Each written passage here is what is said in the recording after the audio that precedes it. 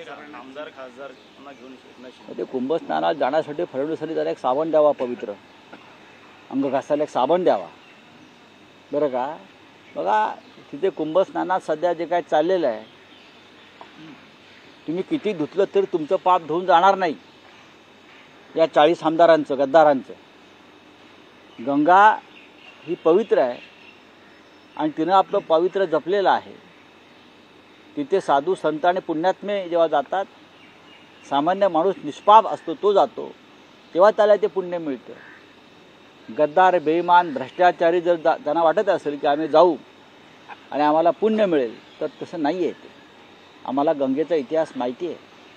मस्साजोगचे ग्रामस्थ आंदोलनाचा इशारा देत आहेत. त्यांचं म्हणणं की जे सह आरोपी आहेत किंवा जो अजून एक आरोपी पकडायचा आहे त्यांना तातडीनं पकडलं जावं आणि पोलिसांनी ज्यांनी या सगळ्यामध्ये मदत केली त्यांना सुद्धा. मस्साजोगच्या ग्रामस्थांचा आवाज कोणी ऐकणार नाही. हे सरकार मूक आणि बधीर झालेलं आहे. या सरकारला आणि मुख्यमंत्र्यांना कोणाला तरी वाचवायचं आहे. त्यांचा जो जुना मित्रपरिवार आहे भाजपा युवा मोर्चामधला, त्यांच्या सहकार्यांना वाचवायचं आहे. नैतिकतेच्या मुद्द्यावर त्यांनी राजीनामा ताबडतोब घ्यायला पाहिजे होता. नैतिकतेच्या मुद्द्यावर आमच्या काळामध्ये मनोहर जोशी मुख्यमंत्री असताना नैतिकतेच्या मुद्द्यावरती आम्ही 3 मंत्र्यांना राजीनामे द्यायला लागले.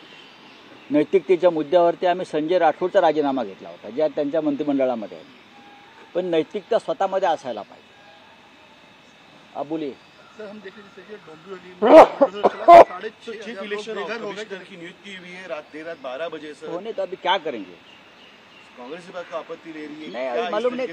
देखिए अभी कांग्रेस राहुल गांधी जी उस कमेटी में है. राहुल गांधी जी ने अपनी बात रखी है, तो ज्ञानेश कुमार जी है. लेकिन एक बात तो सही है कि राजीव कुमार चले गए. जिसने इस देश का चुनाव का एक तमाशा बनाया था वो चले गए. लेकिन अभी ज्ञानेश कुमार जी ये तमाशा बंद करते हैं